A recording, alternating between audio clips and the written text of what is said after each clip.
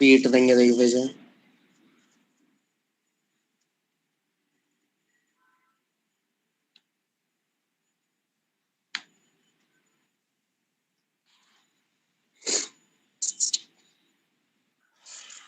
NEET का ना, ये गूगल क्रोम जो हालत करके रखता है ना यार।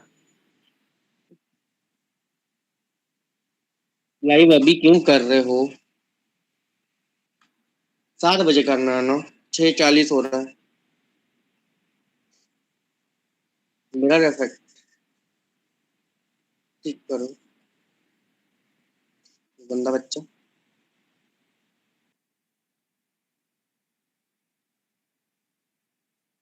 हाँ,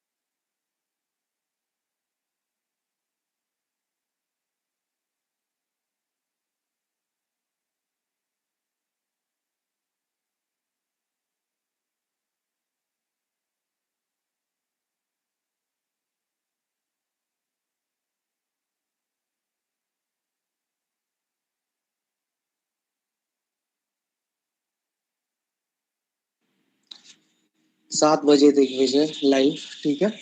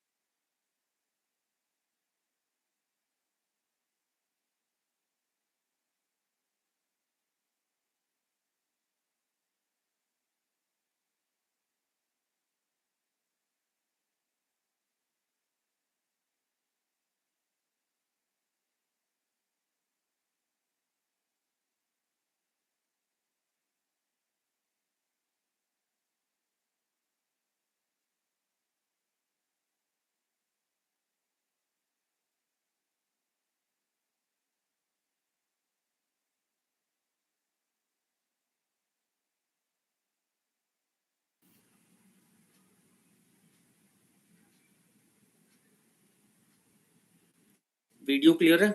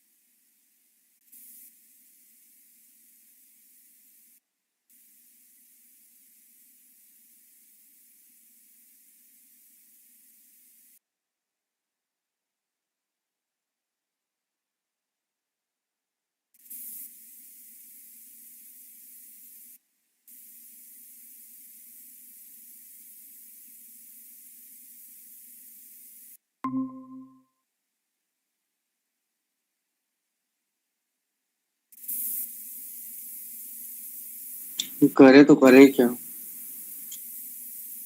दोनों ब्राउजर मेरा लटक रहा है यार। क्रोम तो चल ही नहीं रहा है।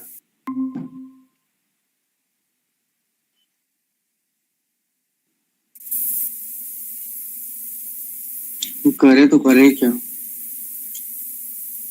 दोनों ब्राउजर मेरा लटक रहा है यार। क्रोम तो चल ही नहीं रहा है।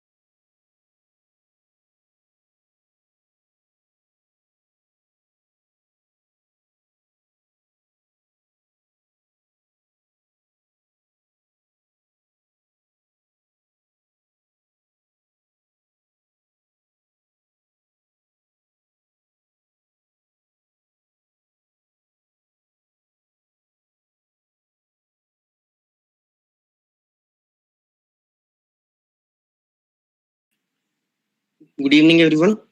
Am I audible, Aditi? Am I audible, Sylvia? Yes. Yeah.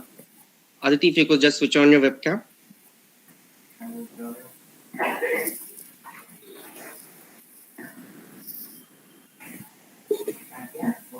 A hearty welcome, everyone.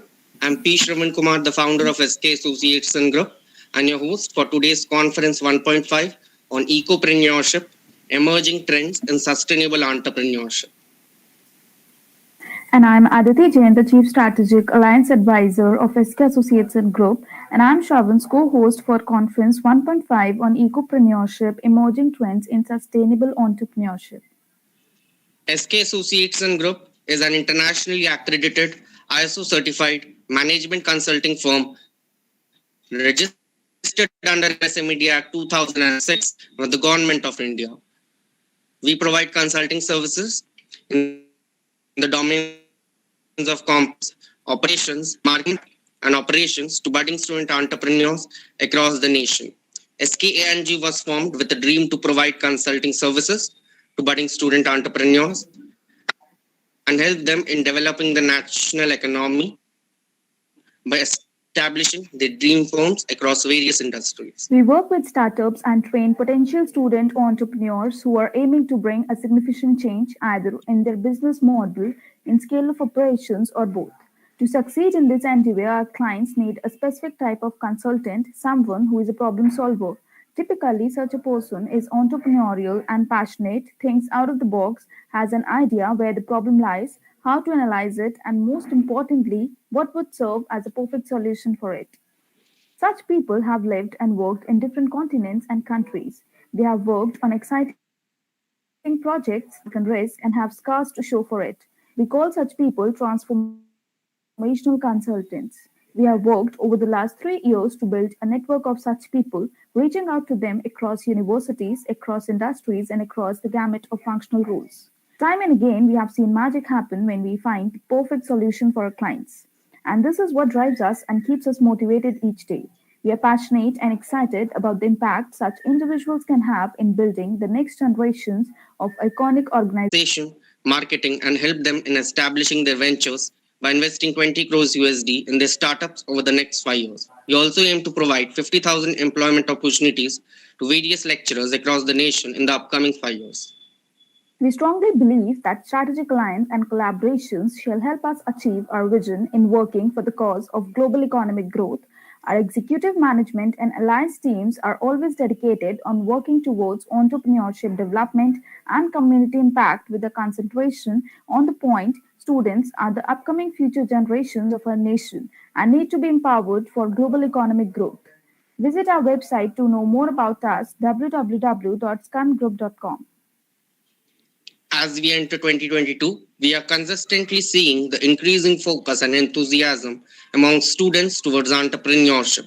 This is a significant change towards a progressive community of professionals and entrepreneurs, Aditi, since a startup means an innovative business model which can impact the community and can help resolve an existing problem. Thus, the more we encourage sustainable startups to bloom in our world, the more efforts we are making towards a better future free of the problems we face today. Entrepreneurs and global business leaders are the future of our world as they attempt to resolve issues via the innovative solutions and commercialize the same solutions later at a feasible market value. This helps in creating employment opportunities, facilitating sustainable economic growth rates, creating innovative products and services, attending to consumer needs appropriately, and even creates business opportunities for relevant businesses. From global warming to climate change, from natural disasters to water recycling, from biodegradable fossil fuel generation to rainwater harvesting. Multiple inventors and creative geniuses have already emerged as Ecopreneur's successful. Exactly, Shravan. Even throughout my career as a professional in the education management and edtech industry, I have seen multiple ecopreneurs change and impact the world via their eco-friendly innovation, ideation, and inspiration. However, a major part of a student's career development and growth depends on proper mentorship, from relevant individuals, short-scale experiences such as life projects and internships, and they might find it difficult to access, educate knowledge and experiences on the same. Thus, in answer to all such questions of budding students who wish to emerge as ecopreneurs by providing various sustainable and eco-friendly products and services with high USPs, we have organized Conference 1.5 on Ecopreneurship, Emerging Trends in Sustainable Entrepreneurship. We hope our conference series helps such potential students create an impact in the community and resolve emerging problems via their innovative mindsets and business models. Now, we would like to introduce all our honorable guests for today. Firstly, on issues of circular economy, environmental sustainability, and inclusion. Sylvia is the founder of several companies, all working in the field of sustainability. Recently, also with Apulia Architecture and Design, deals with sustainable building in the beautiful region of Apulia. Our next guest is Ajit Kumar Palai from Bhubaneswar, Odisha. He completed his BTech from IIT Bhubaneswar. After completing graduation, he worked for 4 years and 6 months in a consulting firm. But he always wanted to get into entrepreneurship. He is fully inclined towards nature and he has been a very environmentally conscious person. He is the founder and CEO of a startup named EcoSati, a social e-commerce platform wherein various sustainable products are sold.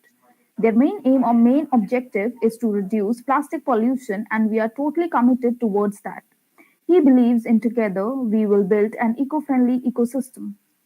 We are also glad to have Mugisha Pacific, who is a refugee living in Uganda, an artist and a fashionist, and the co-founder of Mu Africa Repurpose, which aims at recycling plastics and rubber waste into locally made artistic, durable, and eco-fashion products such as bags, belts, wallets, and more.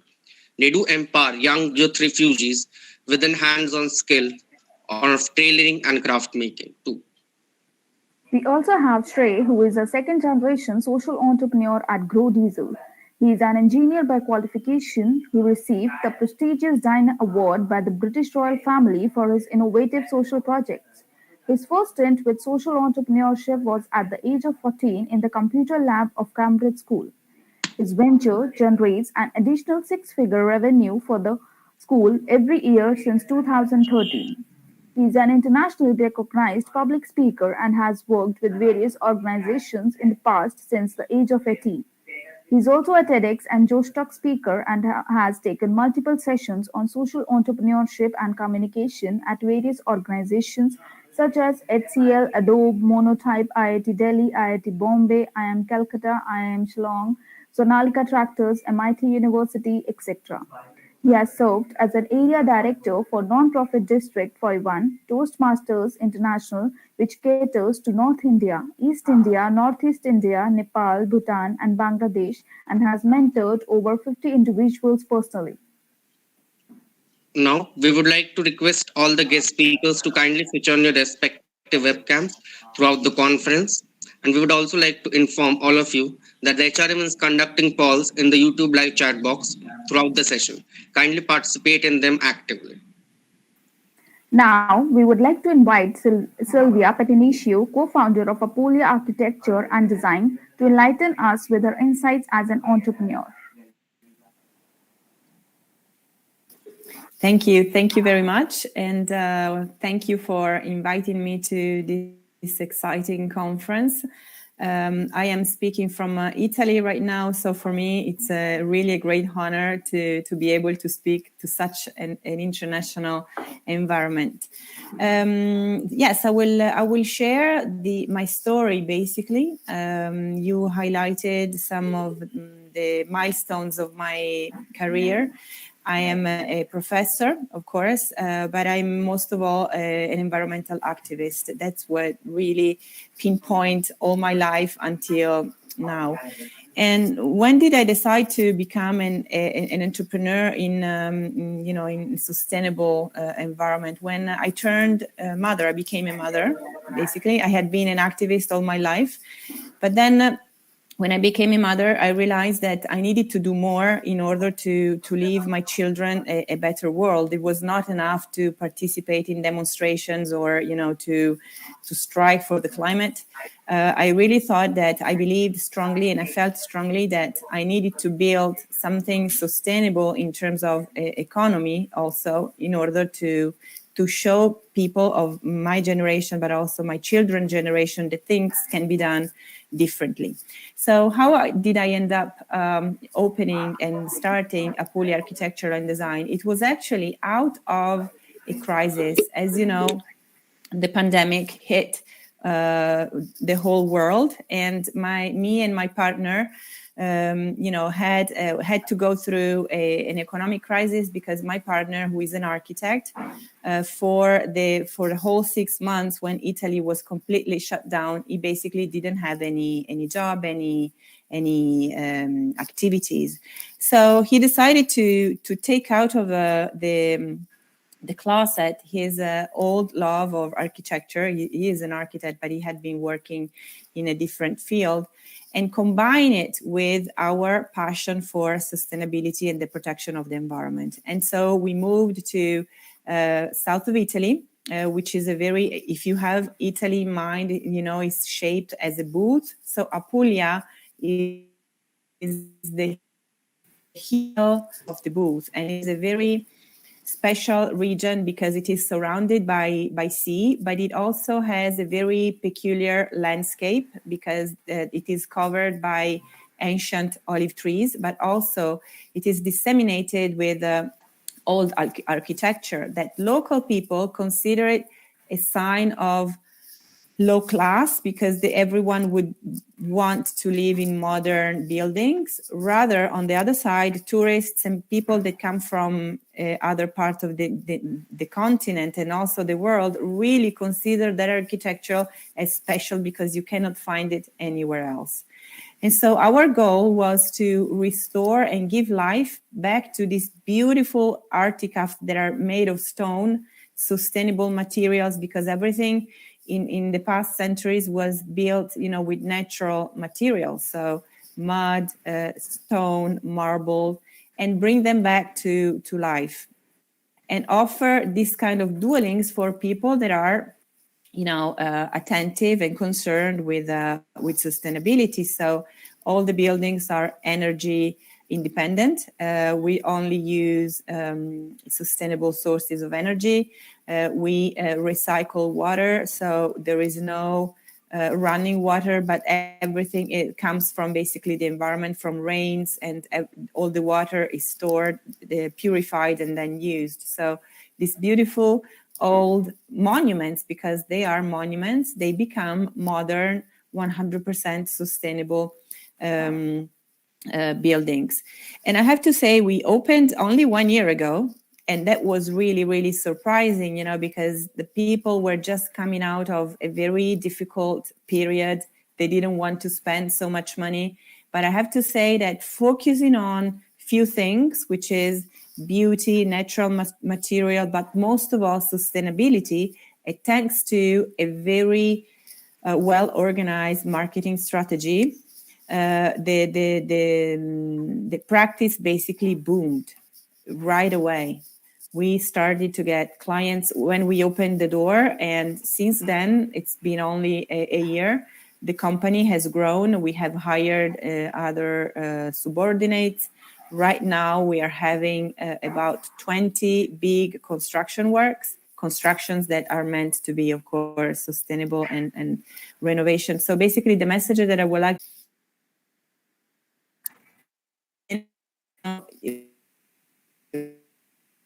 follow your passion and focus what you really like for you, because that light, it's almost like a lighthouse. You can really build successful enterprises based on your passion and strong values. This is what I would like to give as a final message.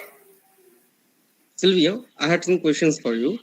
So as you are a marketing professor too, at the same time being an entrepreneur, sustainable startups are usually started by social entrepreneurs who wish to look for startups that want to generate huge profits in the future.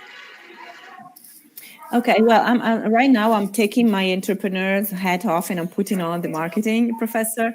I have to say that we have conducted a lot of research in marketing on what customers really want. I'm sorry. And nowadays, especially Generation Z, so the younger generation, consider the sustainability and social impact of companies as a discriminating point when they choose a brand. So there are people out there, a lot of them, that choose sustainable companies, sustainable product as their main choice, the primary choice. And investors and finance is definitely going in that direction, because it's much more difficult for companies to turn sustainable and to turn green rather than start from the beginning, the sustainable practice. And I have consulted with a few startups that started their business as sustainable, and I have to tell you that most of them were founded by young entrepreneurs, because they feel it. The value and the need to be sustainable is much stronger, I have to say, in younger generation compared to people of my generation and the other one. And so they definitely want to start something that is sustainable, that is it has a good social impact. And when you do that, it's much easier to identify the target, not identify the target, sorry, to find the target and to address them. And they respond very quickly, because there's still a shortage of supply of sustainable products. So the demand is much higher than the supply. You just need to find, the right niche, the right idea, and to really be sustainable. There's no room for greenwashing here, because people really, how can I say, they give you, they provide an X-ray to your company, and if there's something that's kind of shady or not 100% sustainable, then they will penalize you. So really, the advice that I give to my clients is, if you want to build a sustainable company, you have to be sustainable 100%. There's no room for shady areas. That's the point, Sylvia. But again, coming back to social enterprises, do you think sustainable enterprises can, startups can grow up in every industry, from tech to marketing, from advertising to providing D2C services? Okay, that's quite a long answer. I have to say that I have worked with. There are certain industries that are, easier. I'm thinking about food. I'm thinking about fashion, consulting for sure, marketing for sure, finance, energy. For technological companies, it's more difficult, because you have to source precious raw materials, and I have to say that it could be more difficult to be 100% sustainable. But if you apply the process of circular economy, cradle to cradle, and you make your products fixable, because this is one of the most difficult issues that we face. Technological products cannot be fixed anymore. I mean, once they break down, you have to throw them away. And that's absolutely insane if you think about it. The other day, my electrical toothbrush broke down, and there was no way that I could, tear it apart and fix it. And that's something that it's not acceptable anymore. And I think that if companies go back to few years ago, where actually appliances and tech products could be disassembled and fixed, that could be a way to become more sustainable, I think. That's the point. Sylvia, however, the most of the audience that's watching us now comprises of students, young students who wish to be entrepreneurs or who wish to be startup advisors. Any message you have for those ecopreneurs, especially, who wish to begin their startups in this, eco-friendly manner, produce and provide some kind of products or services that are really eco-friendly and can help the climate change, or, can bring a huge impact socially? For sure, yes. There's one advice that I would like to give them as a marketer. There's a huge need for a sustainable product. There is huge request. People all over the world are requesting for products and services to become more sustainable. So whatever idea you have, just shape it. analyze the target market, talk to your potential customers, and try to see what are, I call them, pain points. Why would they choose your product over a non-sustainable competitor? And then just go for it, because there's a huge need. And all the startups that I have been consulting, or the Ecopreneur that I'm into, they're extremely successful. I mean, before it would take 5 years, more or less, to reach break even on average. Nowadays, if you go into the sustainable mode, it takes much less time, because there is really, really a huge request for this kind of products and services. That's the point. And usually people, one more thing that I would like to say, and people that are interested in these topics are willing to pay a little bit more. So there's no price competition. Sylvia, however, would you like to tell us something about your recent startup?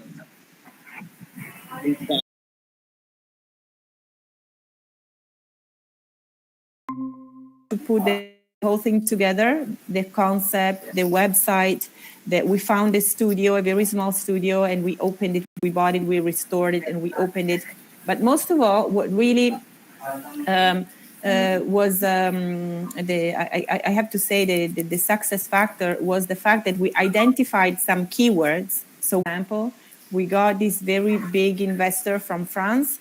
They want to build a sustainable villa in a beautiful field with century-old olive trees. There is one problem. There was this huge, beautiful tree that was blocking the sea view. So he wanted to cut it because he wanted to be able to look at the sea. And we convinced him to move the villa so that he could safeguard this monument. Because, if you kill a living body like that, you will never have it again. It's a monument that you have to cherish and to safeguard. And so we also provide some training, I have to say, on these issues to our clients, so that they start seeing things differently. And we convince them. So luckily, that's actually a great initiative, Sylvia. Even as we speak, it takes a lot of time for trees and especially ecological things to grow, from 12 to 15 years, and it barely takes 1 year to cut them off and build another monument there. Anyway, saving plants has always been the objective of all ecopreneurs, and it must always be, because that's what saves the earth and makes it a better place for us. However, I would like to thank you, Sylvia, for giving this amazing and informative speech to all the students. And I would also like to request you to share your email ID in the comment box in the YouTube live section, so that if any of our attendees have any other queries, they can straight away reach out to you. And considering that scaling up and making growth in the future, entrepreneurs, what is the difference between an entrepreneur and a normal person? Because an entrepreneur actually thinks and in a different way, in an innovative way, in a creative manner, so as to implement things from idea to execution. Because ideas actually don't matter a lot. It's really about the execution part right now, which is actually whether it may be an investor or something like that. So everybody is focused on the execution part of a business. So what is ecopreneurship? Ecopreneurship is nothing but the principles are totally like entrepreneurship, but the ecopreneurship concept coined from the obviously from the principles of entrepreneurship, but it is totally dealt with you have to solve some kind of environmental problems, or your business operates in a sustainable manner. So human beings always deliberately utilize the natural resources with the improved human environmental quality, so as to bring a sustainable development as far as climate change and global warming is concerned. So today I'll be speaking about a few things in the bamboo sector itself and its applications, because bamboo is considered the green gold, and it produces like more than 35% of oxygen in the same area of forest. Let's say suppose 1 acre of forest is there and 1 acre of bamboo grasses are there. Then bamboo grasses actually produce more than 35% of oxygen, which is really nice actually. And it consumes 40% of carbon dioxide in the same area, because sequestration is also done by the bamboo sector. So I have segregated into 9 different parts as far as bamboo sector is concerned. So I'll explain what bit by bit, step by step. So first one is in the first actually serial number 1, that is bamboo toothbrushes, because what we are doing as an organization, Ecosathi actually saw the problem. So we saw the problem like plastic pollution is the most dangerous thing right now, and people have been habituated towards the plastic process. But thing is, it causes to the environment. And coming to the third point actually, and the fiber part from bamboo itself, we can actually produce the fibers which will be dealt with like tableware products. We can make tableware products and clothing as well, so as to actually bring a kind of sustainable lifestyle to our daily life. And then into furniture part, it is also being emphasized as far as bamboo is concerned. All these things are totally, I mean, so we are also getting into a few things because furniture is a kind of aspect. Wood is nothing but like wood, we can actually make wood, but thing is bamboo is the sector which grows actually, bamboo grasses actually grow like more than 3 to 4 centimeter in a day. So it grows around 3 to 4 years it grows, and then after you can harvest it. That is the most important thing. And furnitures are also being done with the help of bamboo. So right now, bio-CNG, the fifth part is bio-CNG. CNG, why CNG, bio-CNG is considered? Because CNG itself, it produces less pollutant as compared to petrol and diesel. And with the help of bamboo, you can produce the bio-CNG as well. Because 8 kg of bamboo, it can biomass can produce 1 kg of CNG. As I told you, that bamboo grows faster than the wood or something like that. It is being considered that bamboo is getting emphasized to produce bio-CNG as well. Coming to the next part, charcoal and briquettes. So right now, with the help of bamboo, actually, as we are dealing with bamboo toothbrushes, there are variety of bamboo toothbrushes. But thing is, one out of that is charcoal bamboo toothbrush. How charcoal bamboo toothbrush is being produced? So it is being the bamboo is first burnt, and then after the powder, we need to actually, after being burnt, we are taking the sediments, we are taking the substances and making into a powder form. So that powder form is being used in the bamboo toothbrush. Those are the charcoals actually, and charcoals are also being used in skincare products, in toothpaste as well. So those are the things in charcoal. Also, people are also preparing and manufacturing charcoal as well. In briquettes, from bamboo sector, actually we can produce briquettes as well, because what happens, the coal and all those traditional resources have been are right now getting extincted day by day, getting decreased day by day. So with the help of bamboo, the waste to value, we can make it. Like these are the waste we can make it to value. So briquettes are right now being used in the industries, industries like manufacturing industries, for these are being used as a natural resources to provide to manufacture things.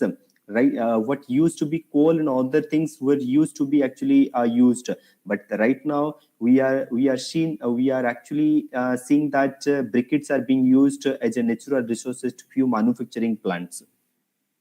Coming into the seventh part, actually handicrafts, because already you also know that bamboo was considered as the handicraft product initially, and the gifting as well. But right now, bamboo is totally being segregated into different kinds of products and different kinds of aspects. So handicrafts is one of them, and the local artisans, across India and across various states, they are totally dedicated towards producing these handicrafts products and corporate gifting products as well, to live a better lifestyle. I mean, the eighth part, actually, with the help of bamboo right now, to move into a greener and cleaner mobility, bamboo bicycles are being made. And bicycles, why bicycles? Because whatever the right now the petrol and diesel, the combustion engines right now, whatever the transportation is right now, we can actually make it to a greener mobility by getting habituated towards these bamboo cycles, so that what will happen, that the income level of the artisan can also be increased, and the people can be habituated towards a greener lifestyle, towards a greener mobility, so is to reduce the pollution level. Coming to the third part, coming the last part, actually, the plantation itself. So in EcoSathi itself, we are working with so many artisans across India. In few states, like we are working with our local artisans, Odisha, Tripura, Assam, and Meghalaya. We are working with our artisans, and I had been to those states. Like I'm from Odisha, but thing is, I visited recently. So these are the plantations they have actually made it. So why I'm telling about plantation, because if you do the plantation for woods, it will take so much of time, but in the bamboo sector you can earn money, so monetization can be done with the help of plantation itself. Like I'll say something like you can actually easily plant 1 acre or 2 acre or 5 acre of bamboo grasses, so that it will develop in like 4 to 5 years. So after that you can harvest it accordingly, and the longevity will be like 30 to 40 years. You can earn so much of money out of that. So these are the things actually as far as bamboo sector is concerned. And the emerging trend other than bamboo is like there are so many things like cottons, jute products, cotton products, and biodegradable bags. So biodegradable bags, why biodegradable bags?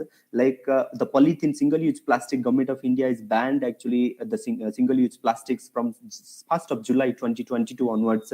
So people have been habituated towards using the biodegradable bags. It is being made from the maize actually, and it is being used as a resource and made into powder form, and then the biodegradable bags are being prepared out of the maize.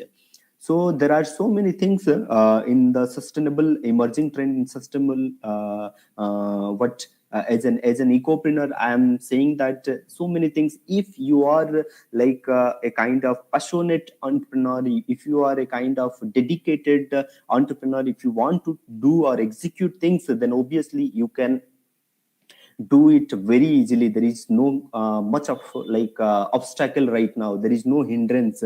So government is facilitating, other private players are facilitating. So whoever has some idea, they can execute, or he or she can execute it very easily, so as to fulfill his or her dreams. Thank you. Thanks a lot. That's all from my side.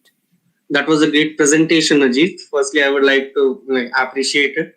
Further, I had some very small questions to you. As you said, the government has provided multiple provisions to empower entrepreneurs. Any such specific provisions for ecopreneurs? Because most of our attendees right now are interested into that area. Okay. So I'll say about some bamboo sector. So government of India has actually started the initiative National Bamboo Mission. So NBM, they can also search it in the NBM guidelines and all those things, how it operates, how it's actually runs in different kinds of states. So they can easily get into that. And there are so many investors, they are quite interested into right now ecopreneurship, and these things right now in India actually totally developing these things. But we need to change the mindset of the people, because people are right now people what they used to be, they are the traditional things they are using right now. But we have to keep on changing the mindset. We have to keep on making awareness, so as to bring some value to the society, that these are the things actually right now going on to protect our environment, and we can do accordingly in that way. That was actually a good answer, Ajit. However, when we compare eco-friendly startups with startups that are aiming to just for profits of a wealth creation. Where do you see this, like ecopreneurship thing going better than that side? Okay, so basically, let's say suppose means it's a bitter truth actually, frankly speaking. So if you want to start a business, actually, it has to be sustainable. It has to be profitable. No one seeing the kind of charity business in any kind of. Even if I'm a ecopreneur, but I have to see my business whether it is sustainable or not, whether it is profitable or not, or not in the long run actually. So whoever wants to start a venture, it has to be doable. They can execute it in such a manner. It has to be sustainable in a longer run, and it has to be profitable by considering all the risk factor and scaling up and making growth in the future itself. That's an important point, Ajay. A bitter truth, as you said. Right, But profits are actually very important in because business. no one because what happens actually, no one considers at all, even if investor, even if banks, no one considers. Even if your revenue is good, then banks are actually doing some kind of facilitation. But if we actually approach to different investors, they are totally concerned about what's your profit, what your gross margin, what is your net profit margin. All these things are total. And you people can right now, Shark Tank India has already been a kind of thing aspect people are watching now. So it is going to be the next episode, season is going to be you can say get started. So things like that actually, we need to understand the practicality of the business. So I'll say that so entrepreneurs, even if you have some idea, but you need to do some the R&D, market research, everything actually. So do some kind of pilot basis, get some feedback from your customers, from your family members, from whoever it may be, and get habituated initially, and then after obviously you can do it in a kind of bulk manner. That's the point, Ajay. However, a better question, but yeah, a very straightforward question. Being an ecopreneur yourself, what is the estimation, like break-even point, as we call it? Right. पहुंचने के लिए कितना time on average? See, I am also a young entrepreneur, right? A young ecopreneur itself. But thing is, I started my initiative. It's been 1 year. Okay, so we are also means going in it through a tough stage. I cannot actually share that these are the things, but I'll say few things which are really important as far as what ecopreneurship is concerned. So let's say if few people or a few students are really interested to start up their ventures, they have to actually find out in some way. They have to approach to different mentors that these are my ideas. How I can execute it, and how I can actually make it happen, so that it has to be sustainable. It has to grow in a manner so that it will be like a long run. It will be that you are one of the India's actually future venture. So few things they have to do the R&D and approach to different entrepreneurs, different mentors before actually starting all these things. And in a pilot basis, they can actually do a few things before making in a kind of bulk kind of venture. That's the point. However, any last message you have for ecopreneurs? My last message, like I cannot advise because I am also young ecopreneur. But I'll say something that which is important. I am also learning at the same point of time from my mentors and few aspects as well, because it's a very tough journey. If somebody is interested, if somebody is if people are thinking that entrepreneurs is very easy and we can run businesses, right? So it's very tough journey. If somebody is interested or passionate about doing things, they can I'm totally with them. They can actually enter into this industry, and they can do a lot of things, and we are totally happy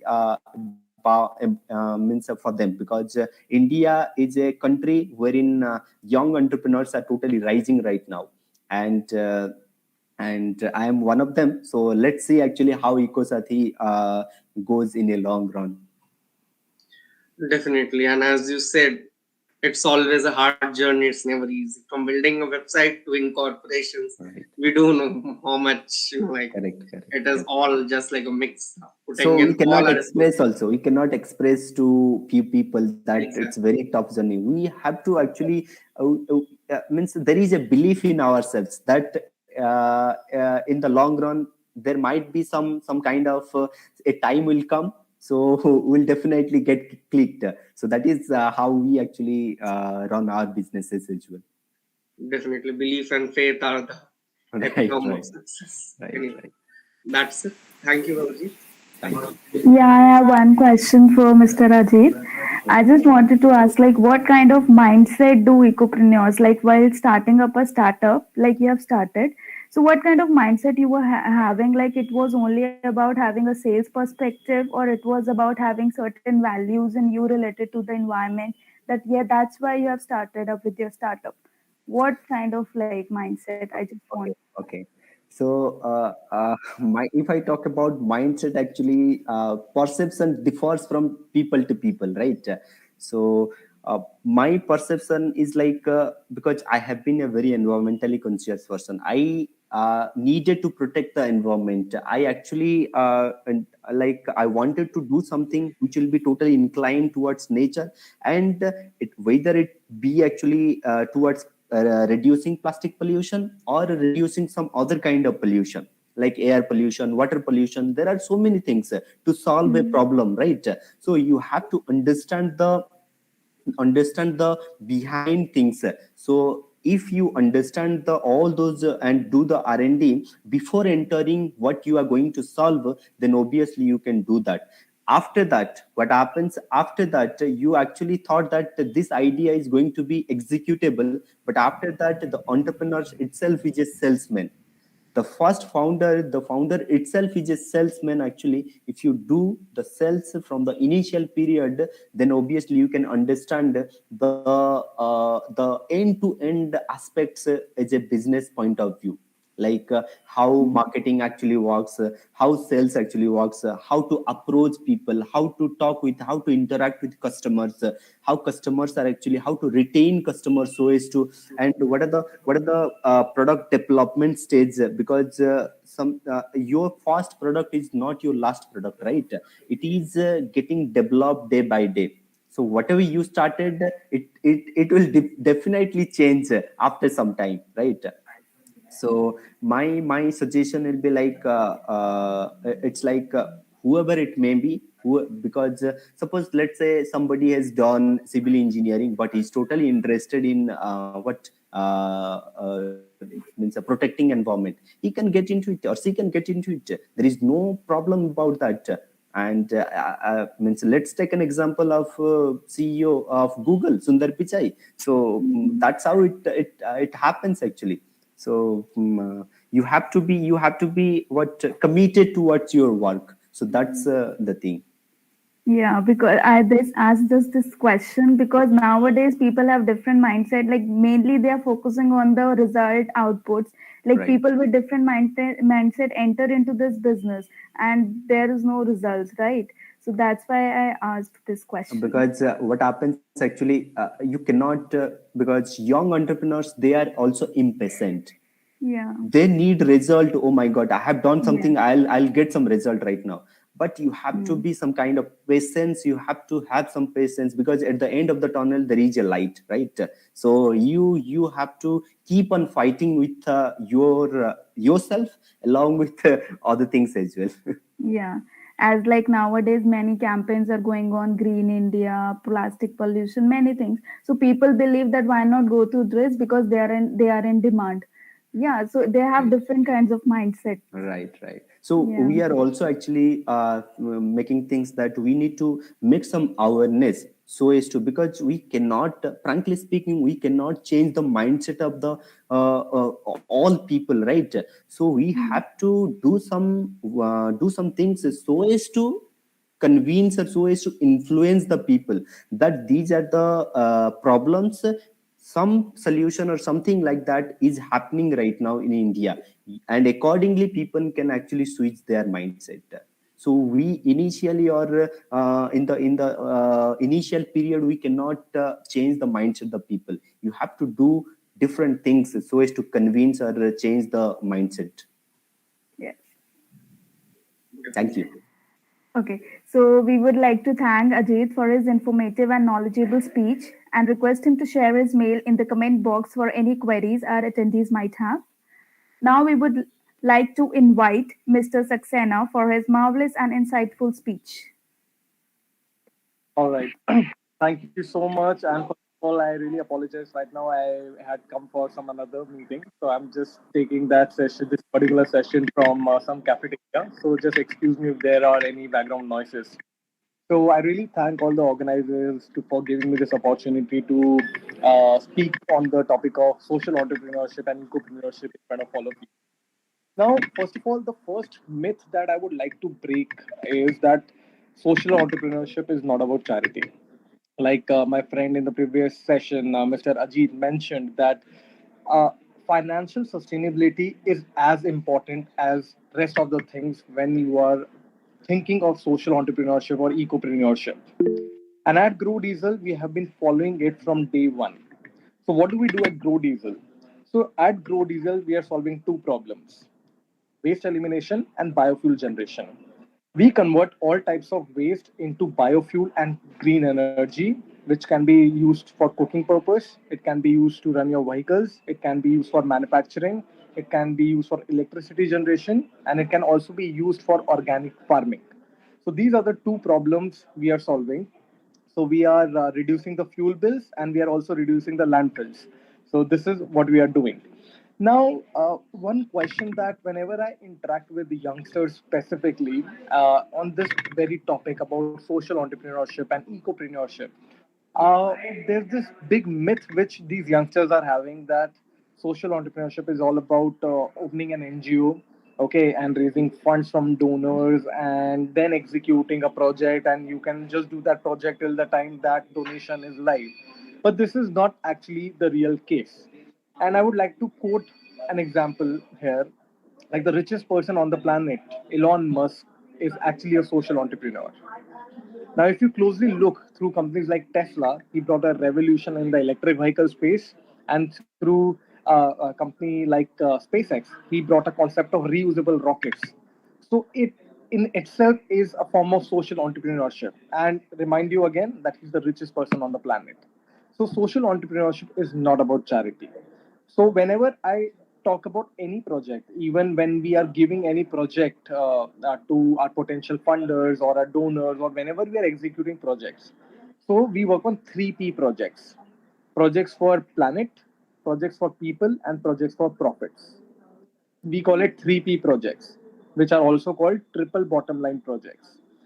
There has to be social ROI, there has to be environmental ROI, and there has to be an economic ROI as well. So don't have that myth that social entrepreneurship or ecopreneurship is just about charity.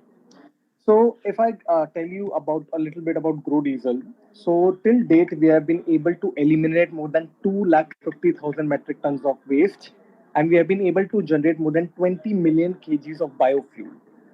And in the process, we have been able to reduce more than 10 million tons of carbon emissions during the whole process. Now, when I talk about that, why biofuel and green energy is something that all the aspiring or few of the aspiring entrepreneurs should really look forward to. Uh, I'm pretty sure that all of you must be knowing about the ongoing Russia and Ukraine war. Now, I'll tell you an interesting case study which happened. When this war broke out, the entire European Union, which has around 27 countries, they decided to go against Russia and they decided to take sides of Ukraine. But when this happened, and Russia was absolutely very annoyed with Europe's stance, it was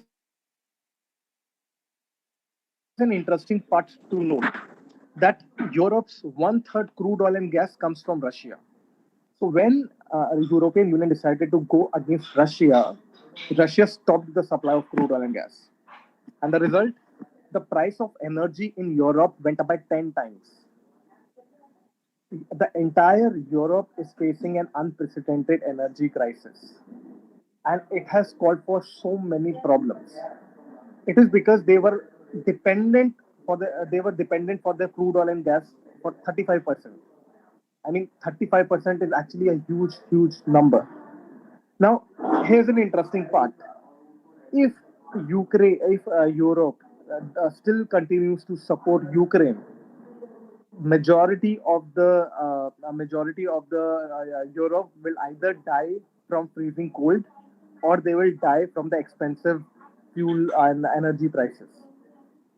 So that is why I feel that this particular subject of green energy and biofuel is very important. And governments throughout the world, specifically Indian government, has started to push biofuel sector a lot, because it is not just about economic ROI, it is not just about social ROI, it is not just about environmental ROI, it is also about national security. Because fuel and energy are is one subject when as a country it needs to be independent. So if I tell you a little bit of figure, every year India imports more than $100 billion of crude oil and gas. $100 billion, which translates to rupees 8 lakh crores. Now, if India's two richest people, Mr. Adani and Mr. Ambani, decide to donate their entire wealth to the Indian government with a condition that they can just buy crude oil and gas from this money, their entire wealth will be exhausted in 2 years. This is the amount of money and resources we are spending just for our energy requirements. Therefore, it is very important that as a country, as an organization, as governments, we start taking biofuels very seriously. And if you are an aspiring entrepreneur, specifically if you are someone who's looking to get started in green energy sector and biofuel sector, we are very happy to look forward to work with you. So let's say if you are a student right now, we are currently working with Skill Council for Green Jobs, which is an initiative by Ministry of New and Renewable Energy. And we have a mandate to create green jobs and create green entrepreneurs. So if you are someone who's looking forward to pursue green entrepreneurship, we are ready to help you. We can provide you the technology, we can provide you the funding, we can provide you the market access. And these are the three things which any startup needs. You need to have a product. There's no better product than a fuel and green energy. Then you need funding to establish that. There are a lot of government schemes and there are a lot of funds available for projects in green energy and biofuels. Those are available. And third is market access. Like once your product or your service is ready, how do you sell that? Now, there's a scheme by government. The name of the scheme is Satat scheme. Under that scheme, all the fuel that you produce, 100% of it will be purchased by an oil marketing company like Indian Oil, Bharat Petroleum, GAIL. So imagine this. आप एक ऐसा fuel बना रहे हो, आप एक ऐसा product बना रहे हो जो 100% आप जितना बना सकते हो, आपका एक बायर खरीदने को रेडी है. So imagine the kind of security that as an entrepreneur you are getting. There are a lot of products and services for which you first need to identify a customer, you need to search for a market, then you have to do a lot of marketing, and then you have to sell. But for fuel and energy, these are two things for which you do not need to do any marketing. As per a mandate by Government of India, all marketing companies will happily do a buyback agreement with you before you even produce a fuel. Imagine that you are planning to start a project today. You can do the agreement with these companies on the very first day itself. That once your fuel starts to produce, your buyer is already ready to buy that. So you do not have to worry about, oh, where I'm going to sell this, what I'm going to do with my product. So a lot of opportunities are coming in this particular sector, and if you're someone very serious who wants to get started, this is the right time.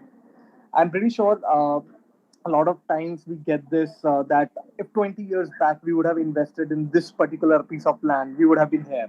If my father would have been invested here, I would have been here.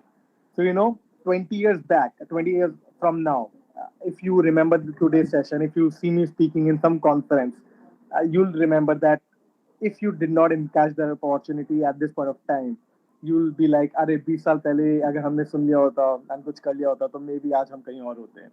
So with this, I think this is one little sweet introduction about my journey with social entrepreneurship and green energy and biofuel sector.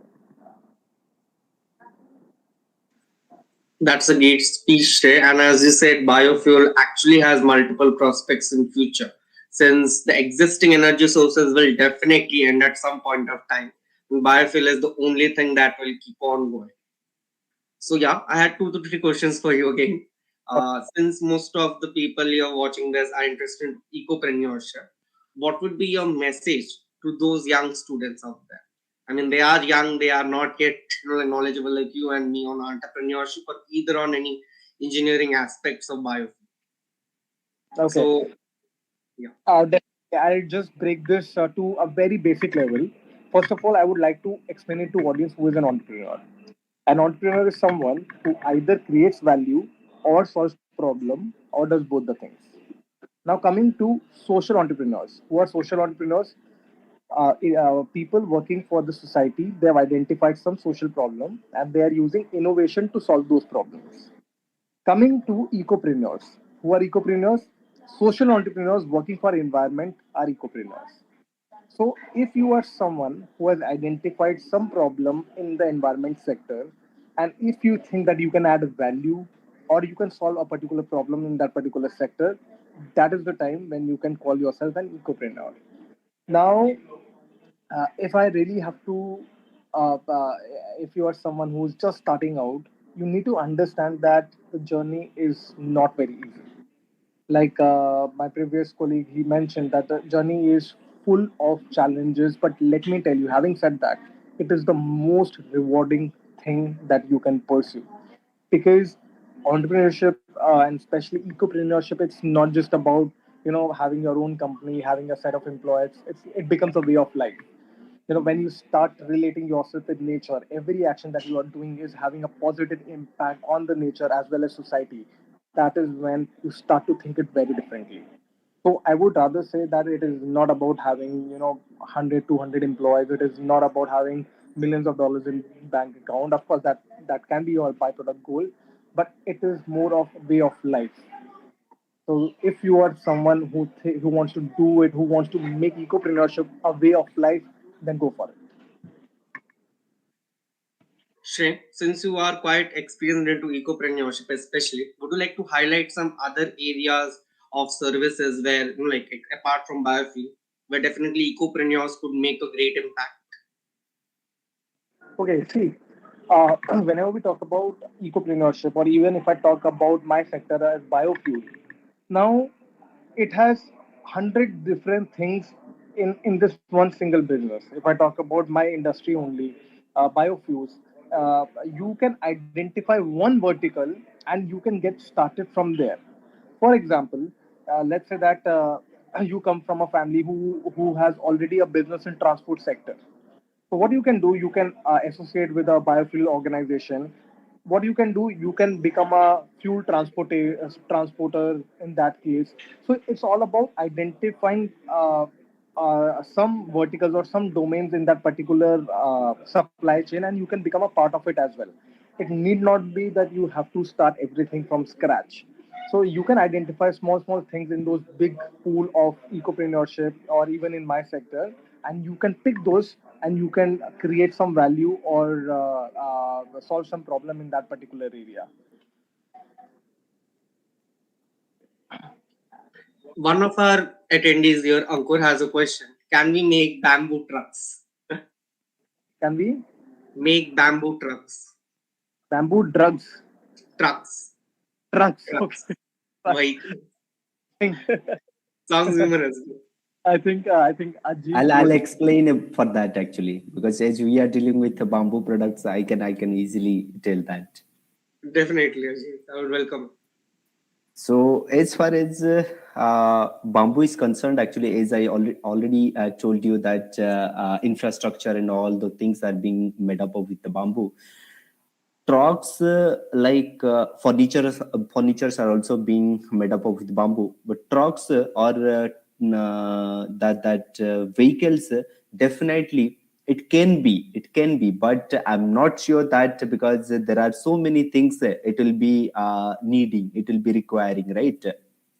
But the parts are itself it can be made up of, but few things which are really required, the engine, all those things, that I'm not sure, but the remaining parts we can make it. Fine. Shreya, I had a last question out here. Actually, not the last, definitely, but yeah, a question I always had in my mind. Biofuel, as you said, is going to impact the future of the earth in multiple ways. Is it going to, like, how do we exactly expand creation of biofuel? Like, there are some sources where biofuel generally comes from. There are multiple sources.